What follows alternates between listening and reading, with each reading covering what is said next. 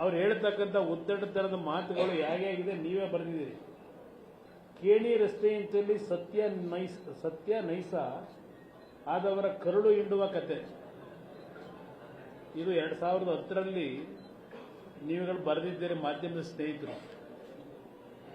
ಇದು 2002ರಿಂದ ಪ್ರಾರಂಭ ಆಯಿತು. ಕಾರಣ ದೇವೇಗೌಡರು ಪಾರ್ಲಿಮೆಂಟ್ಗೆ ಚುನಾವಣೆಗೆ ನಿಂತರು, ಬೈ ಎಲೆಕ್ಷನ್ಗೆ. ಆಗ ರೈತರುಗಳು ಬಂದು ಅವ್ರಿಗಾಗಿರ್ತಕ್ಕಂಥ ತೊಂದರೆಗಳನ್ನು ಯಾವ್ಯಾವ ರೀತಿ ರೈತರನ್ನ ಒಕ್ಕಲೆಬ್ಸಿದ್ದಾರೆ, ಬೀದಿಗೆ ತಂದಿದ್ದಾರೆ, ಒಂದು ನೈಸ್ನ ರಸ್ತೆ ಹೆಸರಿನಲ್ಲಿ ಇದು ಎಲ್ಲವನ್ನ ಪ್ರಸ್ತಾಪ ಮಾಡಿದ್ರು. ಆಗ ದೇವೇಗೌಡರು 2002ನೇ ಇಸ್ವಿಯಿಂದ ಬಹುಶಃ 2018, 19, 20ರಲ್ಲೂ ಸಹ ಆ ರೈತರ ಪರವಾಗಿ ಧ್ವನಿ ಎತ್ತಿದ್ರು. ಅದಕ್ಕೆ ಆ ಕಂಪನಿ ಈ ದೇಶದ ಸಂವಿಧಾನದ ವ್ಯವಸ್ಥೆಗಳನ್ನು ದಾರಿ ತಪ್ಪಿಸಿ ಸುಳ್ಳು ದಾಖಲೆಗಳನ್ನು ಇಟ್ಟು ಪ್ರಾರಂಭಿಕ ಹಂತದಲ್ಲಿ ಹಲವಾರು ರೀತಿಯಲ್ಲಿ ದಾಖಲೆಗಳು ಅಂತೇಳಿ ತೀರ್ಪುಗಳನ್ನು ಪಡ್ಕೊಂಡ್ಬಿಟ್ಟಿದ್ರು. ಒಂದು ಬಾರಿ ಕೊನೆಗೆ ಅಂತಿಮವಾಗಿ ದೇವೇಗೌಡರು ರೈತರ ಪರವಾಗಿ ಹೋರಾಟ ಮಾಡಿದ್ದಕ್ಕೆ ಅದು ಏಕಾಂಗಿ ಹೋರಾಟ. ಜನತಾದಳದಲ್ಲಿ ಯಾವುದೇ ರೀತಿಯಲ್ಲಿ ಯಾವುದೇ ಸಂದರ್ಭದಲ್ಲೂ ನಾವು ರಾಜಿ ಒಳಗಾಗಿರಲಿಲ್ಲ. ಈ ಪಕ್ಷ, ನಾನು ಬೇರೆ ಪಕ್ಷಗಳ ಬಗ್ಗೆ ಚರ್ಚೆ ಮಾಡಲಿಕ್ಕೆ ಹೋಗೋದಿಲ್ಲ. ಈಗ ನಿರಂತರವಾಗಿ ನಾವು ಹೋರಾಟ ಮಾಡೋದು. ಅದಕ್ಕೆ ದೇವೇಗೌಡರು ಪಡೆದಂಥ ಪ್ರತಿಫಲ, ಒಬ್ಬ ಮಾಜಿ ಪ್ರಧಾನಮಂತ್ರಿ 3 ಕೋಟಿ ದುಡ್ಡನ್ನು ಕಟ್ಟಬೇಕು ಆ ಒಂದು ಕಂಪನಿಯ ಯೋಜನೆಗೆ ಅಡ್ಡ ಮಾಡ್ತಾ ಇದ್ದಾರೆ ಅಂತೇಳಿ 3 ಕೋಟಿ ಕಟ್ಟಬೇಕು ಅಂತಕ್ಕಂಥ ಒಂದು ಹೊರೆ ಅವ್ರ ಮೇಲೆ ಹಾಕಿದ್ರು.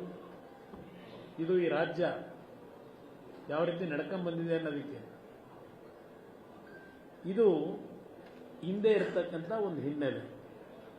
ಈಗ ಇಲ್ಲಿ ಜಡ್ಜ್ಮೆಂಟ್ ಈಗ ಬಂತಲ್ಲ ನೋಡಿ. ಈಗ 151 ಭಾಗ ಯಾವೊಂದು 2005ರಲ್ಲಿ 2006ರಲ್ಲಿ ಕೆಲವು ತೀರ್ಪುಗಳು ಸುಪ್ರೀಂ ಕೋರ್ಟ್ನಲ್ಲಿ ಏನು ಬಂತು ಅದನ್ನೇ ಇಟ್ಕೊಂಡು ಈ ವ್ಯಕ್ತಿ ಯಾವೊಂದು ಫ್ರೇಮ್ ವರ್ಕ್ ಅಗ್ರಿಮೆಂಟ್ ಅಂತಕ್ಕಂಥದ್ದು ಮಾಡಿದ್ರು 1997, 98ರಲ್ಲಿ. ಅದನ್ನ ಹಲವಾರು ರೀತಿಯಲ್ಲಿ 2002ರಲ್ಲಿ ಬದಲಾವಣೆಗಳು ಮಾಡ್ಕೊಂಡಿದ್ದು. ನಾನು ಆ ಸರ್ಕಾರಗಳು ಏನೇನು ಮಾಡಿದ್ದಾರೆ ಅದೆಲ್ಲ ನೀವು ಹೇಳಲಿಕ್ಕೆ ಹೋಗೋದಿಲ್ಲ, ಅದೆಲ್ಲ ಈಗ ಒಂದು ಕಡೆ ಇದೆ. ಅಂತಿಮವಾಗಿ ತೀರ್ಪು ಕೊಟ್ಟಿದ್ದು ಫ್ರೇಮ್ ವರ್ಕ್ ಅಗ್ರಿಮೆಂಟ್ನ ಆಧಾರದಲ್ಲಿ ಕೆಲಸ ಮಾಡುವಂತ ಇದೆ.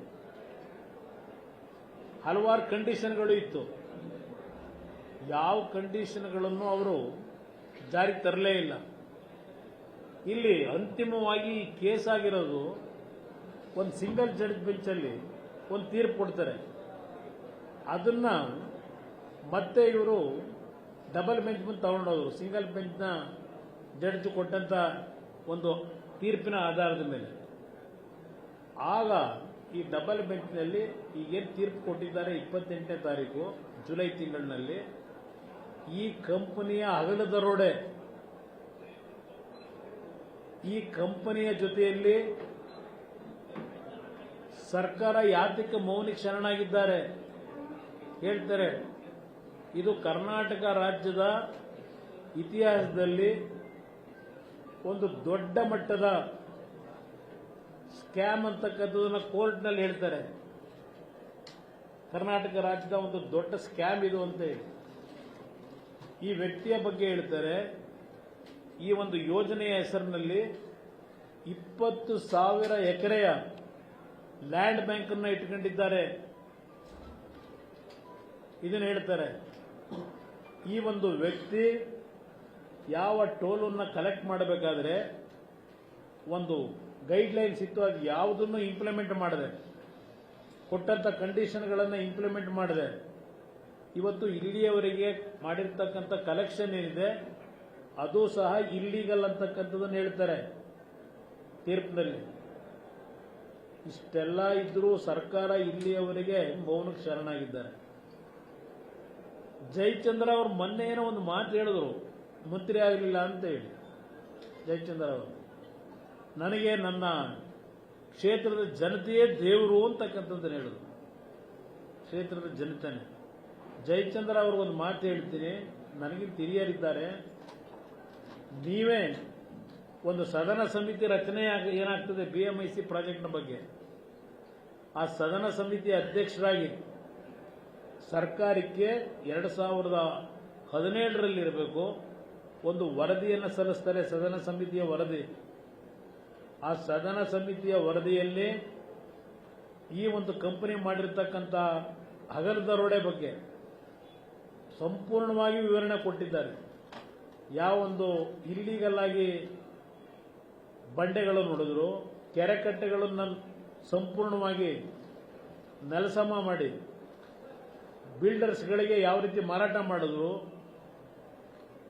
ಈ ಒಂದು ಕಂಪನಿಯಿಂದ ಎಷ್ಟು ದುಡ್ಡು ವಸೂಲಿ ಮಾಡಬೇಕು, CBI ಎನ್ಕ್ವೈರಿ ಕೊಡಬೇಕು, ಈ ಕಂಪನಿಯ ಈ ಒಂದು ರಸ್ತೆ ಕೆಲಸವನ್ನು ನಿಲ್ಲಿಸಬೇಕು, ಸ್ಕ್ರಾಪ್ ಮಾಡಬೇಕು, ಸರ್ಕಾರ ವಾಪಸ್ ಪಡಿಬೇಕು, ಎಲ್ಲ ರೀತಿಯಲ್ಲಿ ಜಯಚಂದ್ರ ಅವರು ಕೊಟ್ಟಂತ ವರದಿ ಬಹುಶಃ ಅವರ ಮೇಲೂ ಸ್ವಲ್ಪ ಭಯವಾದ ವಾತಾವರಣ ಉಂಟು ಮಾಡಿದ್ದು ಇದೆ ಅಂತಕ್ಕಂಥದ್ದು ಪತ್ರಿಕೆಯಲ್ಲಿ ಓದಿದ್ದೇನೆ. ಈ ರೀತಿಯ ಈ ಒಂದು ಕಂಪನಿಯ ವಿಷಯದಲ್ಲಿ ರಾಜ್ಯದ ಮುಖ್ಯಮಂತ್ರಿಗಳನ್ನ ಕೇಳಲಿಕ್ಕೆ ಬಯಸ್ತೇನೆ. ಮುಖ್ಯಮಂತ್ರಿಗಳು ಏನು ಹೇಳಿದ್ದಾರೆ? ಪಾಪ ಹೋದರು ವಿಧಾನಸಭೆಯ ಮುಂಭಾಗದಲ್ಲಿ, ಪಾಪ ಏನು ತಲೆ ಬಗ್ಗಿಸಿ ನಯವಿನಯತೆಯಿಂದ ಆ ಮೆಟ್ಲ ಮೇಲೆ ತಲೆ ಇಟ್ಟು ಬಹಳ ಶರಣ ಮಾಡಿಕೊಂಡು ಕೈ ಮುಗಿದು ಹೋದಂಥದ್ದೇನಿದೆಯಲ್ಲ, ಇವತ್ತು ಈ ಕಂಪನಿಯ ಬಗ್ಗೆ ಏನು ಹೇಳ್ತಾರೆ? ಇಲ್ಲಿ ನೈಸ್ ಕಂಪನಿ ಮತ್ತು KIDB ಇವರಿಬ್ಬರು ಜಾಯಿಂಟ್ ಆಗಿ ಯಾರು ಕೆಲವರು ಅರ್ಜಿ ಹಾಕಿದ್ರು, ಅವರ ಭೂಮಿಯನ್ನ ಅವರು ಓದಂಥದ್ದು ನೈಸ್ನ ಪ್ರಾಜೆಕ್ಟ್ ನಿಲ್ಲಿಸಿ ಅಂತ ಓದಲಿಲ್ಲ. ಆ ಅರ್ಜಿದಾರರು ಅವರು ಓದಂಥದ್ದು ನಮ್ಮ ಭೂಮಿಗಳನ್ನ ಏನು ಅಕ್ವಿಸೇಷನ್ ಮಾಡ್ಕೊಂಡಿದ್ದಾರೆ, ನಮಗೆ ಕಾಂಪನ್ಸೇಷನ್ ಕೊಟ್ಟಿಲ್ಲ, ಅವಾರ್ಡ್ನ ಮಾಡೋಕ್ಕಾಗಿಲ್ಲ, ಹಲವಾರು ವರ್ಷಗಳಾಯಿತು ಅಂತ ಹೇಳಿ ಆ ಒಂದು ರೈತರು ಕೋರ್ಟ್ಗೆ ಹೋದಾಗ ಅಂತಿಮವಾಗಿ ಒಂದು ಸಿಂಗಲ್ ಬೆಂಚ್ ಜಡ್ಜ್ನಲ್ಲಿ ಕೊಟ್ಟಂತ ತೀರ್ಪಿನ ಒಂದು ವಿಷಯವನ್ನ ಮತ್ತೆ ಡಬಲ್ ಬೆಂಚ್ಗೆ ಏನು ಹೋಗ್ತಾರೆ? ಡಬಲ್ ಬೆಂಚ್ಗೆ ಹೋಗ್ತಕ್ಕಂಥದ್ದು KIDB ಮತ್ತು ನೈಸ್ ಕಂಪನಿ. KIDB ಸರ್ಕಾರದ ಒಂದು ಅವಿಭಾಜ್ಯ ಅಂಗ.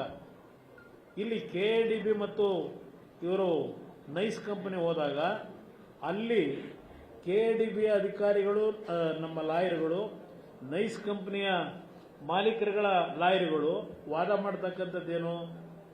KIDB ಅವರು ಏನೊಂದು ಅವರ ಆಕ್ಟ್ ಇದೆ, ಒಂದು ಬಾರಿ ನೋಟಿಫಿಕೇಶನ್ ಮಾಡಿ ಅಕ್ವಿಸಿಷನ್ನ ಮಾಡ್ಕೊಂಡಿದ್ದೇವೆ ಅಂತ ಹೇಳಿ ಪ್ರೋಸೆಸ್ ಶುರು ಮಾಡಿದ್ರೆ, ಆ ಪ್ರೋಸೆಸ್ ಆದ ತಕ್ಷಣವೇ ಆ ಒಂದು ಭೂಮಿ ಯಾವುದೇ ರೈತನ ಭೂಮಿ ಅದು ಸರ್ಕಾರದ ಸುಪರ್ದಿ ಹೋಗ್ತದೆ, ಆಸ್ತಿ ಆಗಿ ಹೋಗ್ತದೆ. ಎಲ್ಲ ಎನ್ಕಂಬನ್ಸ್ ಎಲ್ಲ ಸರ್ಕಾರದ ಹೆಸರಿನಲ್ಲಿರುತ್ತೆ.